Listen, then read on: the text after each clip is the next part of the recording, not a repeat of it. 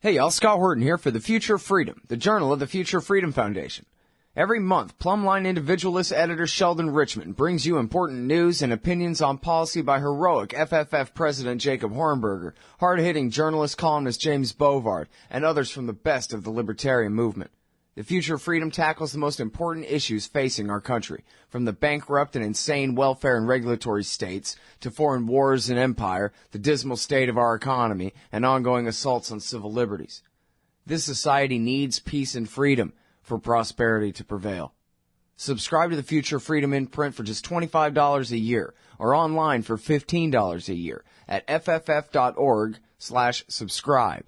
And hurry up, because this summer they'll be running my articles about the wars in Libya, Syria, and Somalia in the Future of Freedom too.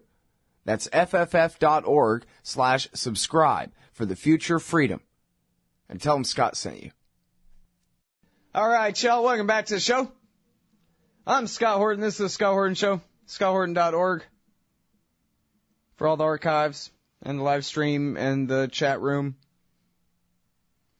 And Facebook, Twitter, and YouTube, you can find me there at /Scott Horton Show.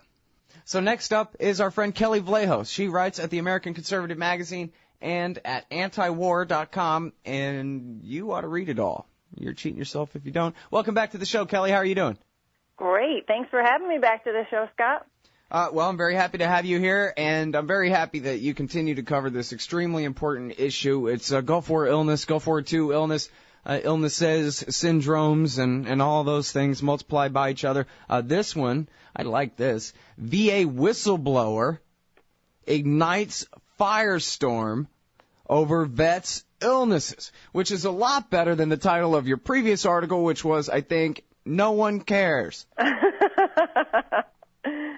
Right. So who is Dr. Stephen S. Coughlin, and which whistle did he blow? What happened? Well, Dr. Stephen Coughlin was an epidemiologist working for the Veterans Administration, the Veterans Affairs Agency, within their Office of Public Health up until December. What happened was he was working on a couple very important long-term studies, one that targeted Gulf War veterans from the first Gulf War, and that is a long multi-year study of health issues which are based on surveys that go out every 5 years to these veterans. And then another one that targeted new generation veterans, which are Iraq and Afghanistan veterans. And he had a number of issues with how the studies were being handled, but the most explosive testimony that he brought to bear in March now, before a House subcommittee of the Veterans Affairs Committee, was that he said that the Office of Public Health was manipulating data, it was hiding data, it was basically rearranging data to lessen the impact of some of the results from these tests, the results that pointed, in many cases, to toxic contamination and toxic illness of these veterans based on their service in the war. What we can draw from that is that what they found in these surveys for both generations of veterans was that things that they had been exposed to in the field were causing the illnesses that they're coming home with today. And now this is something that is in the majority of the scientific community is not debatable anymore. But what he is saying is that the VA is continuing to resist and are continuing to believe and push the idea that they're coming home with psychosomatic, illnesses, so that they don't have to bear the responsibility, the monetary, the fiscal responsibility of taking care of these vets. Now, Dr. Coughlin would not say outright that he believed that his former colleagues were twisting the outcomes of these studies just so they don't have to pay for veterans' health care. If other people are stepping in to say that. But his explosive testimony is pretty much, it's not the first time, but it's the most recent case of a scientist coming forward and saying that the VA is not listening to the evidence that's right in front of their face, and that veterans are actually being harmed by this systematic, pattern of, resistance within the VA when it comes to research.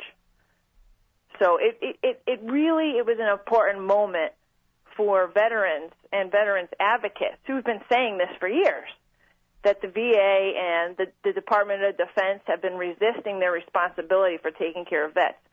And that responsibility is centered on the things that these vets were exposed to in the field. Things that, the military was responsible for or could have prevented and took shortcuts and didn't take care of our veterans, including the burn pits that they've been exposed to that we've talked about many times. So they are being exposed to these burn pits in the field. They could have been completely avoided by putting incinerators in on time. Now these guys and girls are coming back, coughing up all sorts of things, sick. They got holes in their lungs. These surveys are revealing important information about the number of people coming back with bronchitis, asthma, completely healthy men and women going into war and coming back with the lungs of old men and women. And we can get into specifics, but in the case of the recent veterans, Dr. Coughlin said they asked him to manipulate the results so that they wouldn't be published in a way that would reveal the hardest-hitting truth, that they are coming back with this asthma and bronchitis. So I have many examples if you want me to get into detail, but it was pretty hard-hitting stuff. Yeah. All right. Well, we still got a good 20 minutes here, Kelly, so we got plenty of time to go over examples and all kinds of other things. But let me follow up on a couple of things here. First of all, I don't know if you can really shed light on any of this. It's sort of a between-the-lines kind of topic here. But I'm confused about how come the same impunity that allows them to put soldiers right next to a cancer burn pit doesn't apply to them doing the right thing and saying, hey, these guys are sick and let's fix them up. I mean, if these people can do whatever they want to the soldiers, how come they can't do whatever they want for them? Well, they obviously don't think along those lines. And as, some folks that I talked to for the story had pointed out, that, the cost of taking care of a perceived mental illness is a lot different from taking care of somebody who has brain damage or nerve damage over the course of their lifetime when they're only like 28 now. And so I think, and I'm not the only one, that the sort of liability issue takes precedence over the moral issue here. They see trillions of dollars down the road. Yeah, but what do they care? They just take it from us anyway. I mean, that's the same. Well, yeah, therein lies, you're right, therein lies the big question. How could a bureaucracy built around a sort of a self-sustaining, self-preserving ethos, where it's all about protecting the bureaucracy and protecting the reputation, protecting, the institution, comes before what we're seeing as a clear mission here. Take care of the soldiers, take care of the veterans. But we have story after story, including Dr. Coughlin, of people who have rammed right up against the bureaucracy, and they say that there is a culture within the VA that is completely resistant to getting to the crux of the problem and solving it. Mm-hmm. And there's this frustration. There's this one scientist, I've been seeing her and quoting her stuff since the late 90s on Gulf War illness, who testified at the same hearing as Dr. Coughlin, who said, it's been over 20 years, and we still don't have targeted treatments for Gulf War veterans. What is that all about? She goes, the taxpayers would be flabbergasted at the amount of their money that has been spent on these studies, surveys, and they still haven't come up with treatment after 20 years. That's a dysfunctional culture that's resisting. And she says every time they have a step forward, or the scientific community acknowledges within study after study that Gulf War illness is tied to a number of tangible factors, and you and I know, the oil fires, burning up the ammunitions, plants that released all sorts of chemical weapons into the air, the PB pills for them to resist those, the pills they gave to the soldiers to resist the chemical weapons, the pesticides, all that combined for a lethal toxic exposure. Right. Well, so they know it, but that every step when you go into this labyrinth in the VA, they resist it. They resist it. They keep throwing out people who want to say it's psychosomatic. It's all in their head. Well, and part of the way that they get away with that is because there are so many legit causes of different damage and different symptoms here, but just because of semantics, it all gets lumped together as Gulf War syndrome or Gulf War illness, and then, oh yeah, sure, first it's the anthrax vaccine, now you're telling me it's depleted uranium poisoning. And so, in other words, they get to dismiss it because, actually, go ahead and pick. Maybe it's because they breathed in the Ronald Reagan's leftover sarin cloud from the Camisea bunker, as you mentioned there, we're referring to there. Or maybe they did, like Doug Rocky, climb up on a tank that little did he understand was covered in depleted uranium dust and breathe it in. And make himself sick, or, whatever it is. And so, in fact, I think it took them years and years, Kelley, didn't it, before somebody, I think it was even at UT, came out and said, we think it was you mentioned the PB anti-sarin pill, right? The anthrax vaccine. Yeah. So, meanwhile, they go, yeah, it's all in your head. You think you're sick. But just because you're a 20-year-old Marine doesn't mean that you're not just a weakling, Yeah, and the tricky thing is when you get these bureaucrats testifying, they will say, "Oh, we don't believe it's all psychosomatic. We're doing all we can. We know they call it CMI, chronic multiple illness. Now that's it, CMI. I still use Gulf War illness. I just, the CMI way. It seems nonsensical to me. Not nonsensical, but superfluous. Let's just call it Gulf War illness. So, on the face of it, we're doing the best we can. Of course, we know that it's an illness, and it's not all in their heads, and but it's when you get into the bureaucracy, into the labyrinth, and there's this resistance. I mean, one example, the Institute of Medicine came out with a study in 2010 that said absolutely Gulf War illness is not psychosomatic. It's due to these exposures, right there on the table, and the review. The review committee of the private citizens, and advocates that are overseeing all this said, yay, finally we get the IOM to say what we've been saying all these years. We're going to move forward now. So the VA, Congress tells the VA, work with the IOM to start treatment, developing a treatment. Let's do this. Well, of course, in government, that means committee meeting and then this and that. So they finally get a meeting together. Who's at this meeting? It's all a bunch of guys who believe that it's psychosomatic. It was like you finally get a step, and the review committee's like, this is an outrage. It's an insult. We finally get this. And Scott, in government, to set up a meeting, it's 6 months from when you're talking about it. So they finally get everybody together. We're going to start to get our treatment. Yay. And there's all these guys standing around the table who their research is all about psychosomatic connections to Gulf War illness. But this is just a tiny example that was given at that testimony, that hearing of this is part of a culture, and we can't bust through it. And then you have somebody like Dr. Coughlin who says, "Okay, I'm going to testify." So basically, he quit his job. I mean, he had been pushing and getting pushed back. He'd gotten threatened. He finally quit his job, and then he's filed all these complaints. So the Inspector General's looking into it. The Congress is looking into it. But, he goes and he says, listen, this is all that I've seen. We got to do something about it.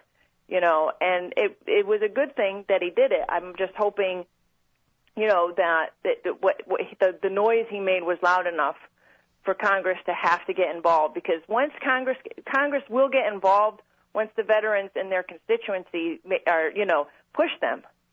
That's how things usually get done with the veterans because they're allowed advocacy, But, another thing, and I don't know if you have time for this, another thing, and this is why I kind of like Dr. Coughlin because, it wasn't all about, okay, he had qualms with it's bad enough there. He he was talking about how they weren't publishing results that could be really revealing, and they were hiding data. But he said that he's done these surveys of both these veterans groups in which elicited response where it was clear that the veterans were suicidal. He's talking thousands. We're not talking handful of dudes right back, I'm going to kill myself. Thousands. And he says, well, what are we doing for these guys? And the VA guys, the Office of Public Health guys, are like, well, we'll have somebody call them back. It was like, well, we hadn't even thought of that. So he pushed. He's like, listen, you have to have not just somebody call them back. You have to have a clinical psychologist call each of these guys back because they might be dead by now. And he pushed so hard, he got threatened, but he pushed so hard that he got the callbacks for the Gulf War veterans, a couple thousand. But he says only like 5% of the thousands on the Iraq and Afghanistan side ever got a call back from a clinical psychologist. And he's like they're probably homeless or dead by now. Morally, he just couldn't deal with it anymore. He was just like that is basically what broke the straw. And when he quit, and why he wanted to testify, because he felt like this was a moral issue. You're going and you're soliciting all of this from these veterans, and what they say they're suicidal. Meh. So this is what we're dealing with. Well, and this is the thing too, right? Is if you had a bunch of former Soviet infiltrators, saboteurs come in to screw up the system, they couldn't do it worse than it just naturally is, right? You have a bunch of perfectly decent bureaucrats doing their very best to run the VA, and this is the best they can do. Like Jacob Hornberger says, government are the only people who you ever hear complain about having too many customers. They just, we're too busy today, and rather than go ahead and calculate how we can serve your interest and charge you just the right amount for it and whatever, like any other business person would do, they say, I'm sorry, you're just going to have to go kill yourself because we just don't have the psychologist to ration out to you today, and so bye. I mean, even in the 21st century, it's like their economics are of the 17th century or something. Yeah, they view these veterans as numbers as opposed to living, breathing, individuals. What bothers me the most is the fact that, in the course of talking to a couple of these other veterans, what bothers me the most, it does seem all based on liability. And one veteran had said to me, he said, listen, if they find out, once they acquiesce to the notion that this is something that this is service connected, their illnesses are service connected, then they pass new regulations that allow all these veterans to go and they get the free health care, get the benefits. Because that could mean it could mean hundreds of thousands of new veterans on the rolls, much like what happened after Agent Orange was finally recognized. He said it all comes down to the fact that if you don't have the research, you don't get the new regulations. If you don't get the new regulations, you don't get the health care for the veterans and the benefits. Now, people can argue, all about, benefits and how much we should owe them and the responsibility. But, what bothers me the most is it does seem like this is calculated to limit the responsibility of the VA. Because they're already, we've read the stories there. There's a million claims backlogged right now, or nearly a million claims backlogged. They could stave off another 900,000 from all of these. They estimate about 250,000 Gulf War vets are suffering from symptoms of Gulf War illness out of the almost 700,000 that served. And then you can add how many hundreds of thousands from the new veterans generation from the burn pits and whatever the hell that they're inhaling over there and coming home sick with. So, it wouldn't be out of the realm of possibility or belief that maybe VA is looking out for itself. All right, look here, though. What if I was magic and I made it where Ron Paul was the president and you were the head of the VA? What kind of, other than just try harder, everybody, or whatever, what would you do to change the system so that it might work better, Kelley? You know, I really haven't thought of it to that extent. I mean, personally, if I was Ron Paul, I would have got us in these wars in the first place. Right. I mean, you really have, this is where you really have to think about cost of war. Oh, yeah, no way. Listen, remember back 2002, 2003? Implicit in this whole thing was a bunch of Vietnam vets on the side of the road in a few years from now kind of situation. It's not going to happen this time. This is going to be awesome. Right. Exactly. And we've talked about this before. I remember doing stories in 2004, and I recently pulled them up, and, you know, where I was quoting these Gulf War veterans guys saying, you know, you got to watch out. We're going to have a deluge of guys with mental health issues, PTSD. Are we ready? I don't think so. You know, and you have the VA on the other saying, we're ready. And right. It's just like, well, what if they just gave them a debit card? What if they just said, look, you can only spend this on health care, but no cronyism, no, we're not picking and choosing your doctor. You can go to a chiropractor, you can go to a wheatgrass therapist, you can do whatever you want. Yeah. Just as long as you're spending it on some kind of health care-ish thing, go ahead and take care of your needs. Wouldn't that save money? And then wouldn't the market then create a demand, you know, where instead the VA doctors have all this incentive you're describing to ignore these things and to find them away? Wouldn't then you have, hey, you know what, doctors, let's form a consortium and we'll be the anti-metal poisoning doctor specialists and serve veterans. That's a good way to make a buck, right? And, you know, get a little bit of capitalist incentive. I know it's still, you know, half socialism or whatever with the VA footing the bill at the end, but it seems like if you deregulated as much of the process as possible, that maybe the soldiers could go and find help if they were able to go and look on their own, you know? Yeah. The sad thing here is that it's still going to cost this country billions and billions and billions of dollars, and we haven't learned our lessons from previous wars. But we're talking about human beings. Let's take the cost out of it. You know, we look at pictures, you know, I was just, you know, and this is the sad thing. I mean, writing about this, I hardly ever look at the pictures, but I just happen to be going on Twitter, and they had these pictures of Prince Harry was visiting Walter Reed. I'm like, oh, that's interesting. I click through, and I see these horribly maimed soldiers. I mean, they're getting along, and they got the best care. But the fact that we have soldiers, there was, like, guys with no arms and legs, and they're just... And they're doing the best they can. And I'm like, you know, I don't see enough of these pictures. This is what it really means, that we are sending all of these men and women overseas for no reason, and they're coming back with these lifetime injuries. You know, whether it be the lost limbs or the brain damage or the PTSD, that they have a lifetime of health care. And they're 20-some years old, and they're like, shuttling back and forth from doctor's appointments for the rest of their life. It's like, at that point, I'm like, I don't really care about the cost. I care about the human cost. Like, what did we just do? And what was it for? And if we can't take care of them, what does that make us? You know, it's just, on every level, it seems wrong to me. And I know you agree about, you know, the sort of futility. We haven't achieved anything in Iraq and Afghanistan. If anything, we've made it worse. But these guys, I mean, you talk to these veterans, like this one veteran, Anthony Hardy, I talked to, and he's a Gulf War veteran, so he's exactly my age.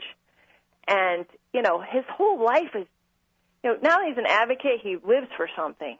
But he comes back, and he can't work anymore. And you know, you're going to have some curmudgeons that'll say, yeah, you can get a job anywhere.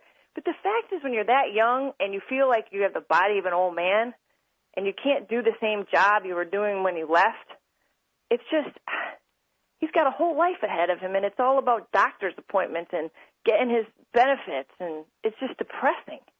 And you multiply that by hundreds of thousands. And you know what? As sad as it all is, and as sad as it's going to continue to be, despite all of your best efforts and everybody else along the same lines, at least, God, it seems like we could learn this lesson. I mean, it wasn't hard for me to imagine. I was still just, you know, early 20s or whatever, I guess, when this war started, mid-20s, when the war started. But I knew that, hey, my whole life, the people who were bums the most, and I don't mean that in a real bad way, but just the people who are standing on the street corner saying, hey, I can't take care of myself, and can you spare a dime? They were wearing their Vietnam veteran jacket. Yeah. That's who they were. And it was easy enough to predict that, unlike the first Gulf War that had the very limited goal of getting Iraq out of Kuwait and then Bush Sr. called it off and whatever, this whole thing about, oh, no, we're marching across the desert and we mean to stay forever and all of that, it was obvious to me that we were going to have this exact same kind of problem again with the whole Gulf War cover-up and everything that we went through in the 1990s and all the sickness from there that we were going to have. I made a bumper sticker in 2003 or 2004 that said Gulf War II illness, and that was before I ever heard the first cases. Wow. I just knew it was coming. So for the people, the masters of the universe up there who are throwing these lives away, for them to, plead ignorance or whatever, is certainly not fair. I mean, they should have been prepared for taking care of the hardship. What's interesting when you say the masters of the universe, what's interesting is there was a series that this ongoing series that the Washington Post has been doing on the NFL and how their meat grinder operates, where they take these guys, they put them through the grinder. I mean, yeah, they're getting millions of dollars, but they're just destroying their bodies and their minds. And then they just throw them away. And that's the bottom line of it. But when you read the details, at least you can quit the NFL if you want. Right, but you can quit the NFL. But it's the mindset of the masters at the top. Yeah. It's everything for their profit margin, everything for their benefit. We do not care about this cannon fodder. We just want them to perform, and then we build them up like they're little gods and heroes. It's same with football and same with soldiers. They're heroes, they're men, they're warriors, right? Then we throw them away. So you have all these football players, and they profiled a couple of guys who've just gone through all of their money, and now they spend all their time battling the NFL for them to pay for their health care costs. Because sure, when they retire at 40 or whatever, they're still fit. Yeah, because calling them hero, Kelly, is the same as calling them Haji. It still dehumanizes them, making an idol out of them. Makes them different, Yeah, and so just like the veterans, they come home the hero, they retire the hero, and then all of a sudden all their bodies start falling apart. They know it was because of the football game. Just like the veterans know whatever's happening to them was what they were exposed to, but they have to spend the rest of their lives battling the masters of the universe just to get health care. Yeah. All right, we got to leave it there. We're all out of time. Thanks very much, Kelly. You're great.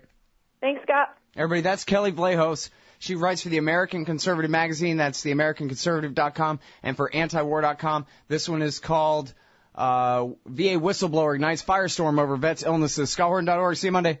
Admit it, our public debate has been reduced to reading each other's bumper stickers. Scott Horton here for LibertyStickers.com. I made up most of them, and most of those when I was mad as hell about something. So if you hate war, empire, central banking, cops, Republicans, Democrats, gun grabbers, and statists of all stripes, go to LibertyStickers.com, and there's a good chance you'll find just what you need for the back of your truck. Own a bookstore? Sell guns at the show? Get the wholesaler's deal. Buy any 100 stickers and they drop down in price to $1 a piece. You can spread the contempt and make a little money too. That's LibertyStickers.com. Everyone else's stickers suck. Oh man, I'm late. Sure hope I can make my flight. Stand there. Me? I am standing here. Come here. Okay. Hands up, turn around. Whoa, easy. Into the scanner. Ooh, what's this in your pants? Hey, slow down. It's just my... Hold it right there. Your wallet has tripped the metal detector. What's this? The Bill of Rights? That's right. It's just a harmless stainless steel business card-sized copy of the Bill of Rights from SecurityEdition.com. There for exposing the TSA as a bunch of liberty-destroying goons who've never protected anyone from anything. Sir, now give me back my wallet and get out of my way. Got a plane to catch. Have a nice day. Play a leading role in the security theater with the Bill of Rights Security Edition from SecurityEdition.com. It's the size of a business card, so it fits right in your wallet, and it's guaranteed to trip the metal detectors wherever the police state goes. That's SecurityEdition.com. And don't forget their great Fourth Amendment socks. Hey guys, I got his laptop. Hey y'all, Scott Horton here for WallStreetWindow.com. Mike Swanson is a successful former hedge fund manager whose site is unique on the web. Subscribers are allowed a window into Mike's very real main account and receive announcements and explanations for all his market moves. The Federal Reserve has been inflating the money supply to finance the bank bailouts and terror war overseas. So Mike's betting on commodities, mining stocks, European markets, and other hedges against a depreciating dollar. Play along on paper or with real money, and then be your own judge of Mike's investment strategies. See what happens at WallStreetWindow.com. Over at AIPAC, the leaders of the Israel lobby in Washington, D.C., they're constantly proclaiming unrivaled influence on Capitol Hill, and they should be proud. The NRA and AARP's efforts make them look like puppy dogs in comparison to the campaigns of intimidation regularly run by the neoconservatives and Israel firsters against their political enemies. But the Israel lobby does not remain unopposed. At the Council for the National Interest, they put America first, insisting on an end to the empire's unjustified support for Israel's aggression against its neighbors and those whose land it occupies, and pushing back against the lobby's determined campaign in favor of U.S. attacks against Israel's enemies. CNI also does groundbreaking work on the trouble with evangelical Christian Zionism and neocon-engineered Islamophobia and drumming up support for this costly and counterproductive policy. Please help support the efforts of the Council for the National Interest to create a peaceful, pro-American foreign policy. Just go to councilforthenationalinterest.org and click Donate under About Us at the top of the page. And thanks. Hey everybody, Scott Horton here. Ever think maybe your group should hire me to give a speech? Well, maybe you should. I've got a few good ones to choose from, including how to end the war on terror, the case against war with Iran, central banking and war, Uncle Sam and the Arab Spring, the ongoing war on civil liberties, and of course, why everything in the world is Woodrow Wilson's fault. But I'm happy to talk about just about anything else you've ever heard me cover on the show as well. So check out youtube.com/Scott Horton Show for some examples, and email Scott@ScottHorton.org for more details. See you there.